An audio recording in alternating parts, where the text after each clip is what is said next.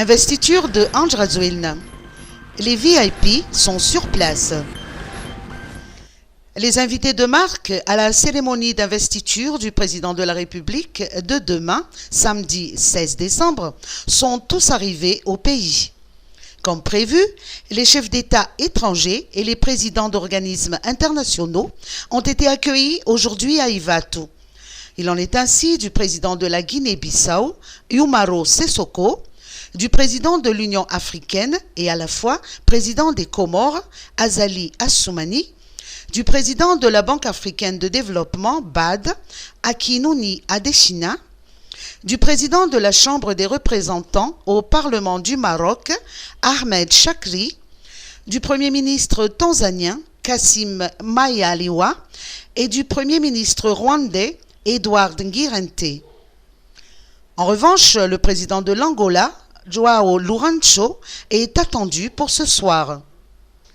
Le président mauricien, Privirasin Ropun, a été le premier chef d'État étranger à atterrir à Ivatu hier, ainsi que le vice-président de la conférence consultative politique du peuple chinois, Hu Shunhua.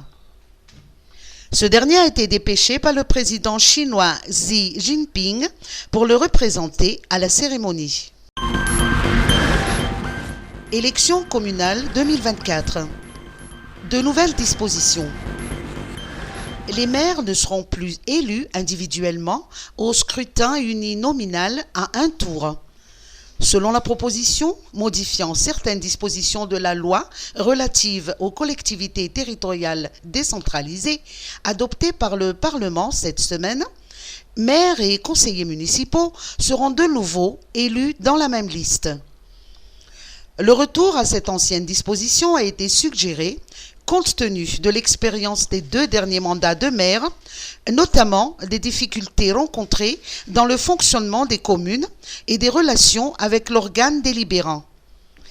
L'idée est d'empêcher la paralysie des collectivités lorsque le maire et ses conseillers sont de différentes tendances politiques.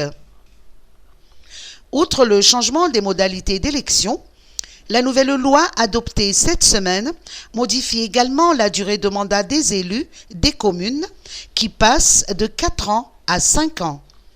Cette disposition devrait s'appliquer aux élections qui se tiendront en 2024 à la fin des 4 ans de mandat des élus actuels.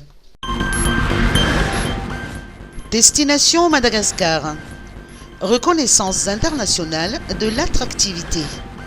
Madagascar est dans le top 10 des plus beaux pays à visiter en Afrique, selon le classement du magazine de voyage américain Travel and Leisure.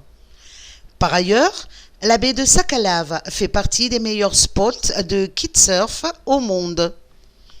Cette année, la Grande Île a également été reconnue par Luxury Travel Magazine comme l'une des destinations africaines captivantes à visiter pendant les vacances 2023.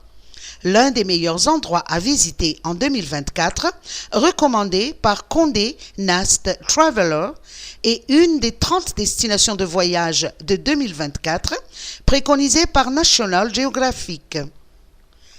Ces reconnaissances internationales de la destination Madagascar réjouissent particulièrement l'Office national du tourisme de Madagascar, ONTM, qui relance un appel au renforcement de la promotion du tourisme à Madagascar.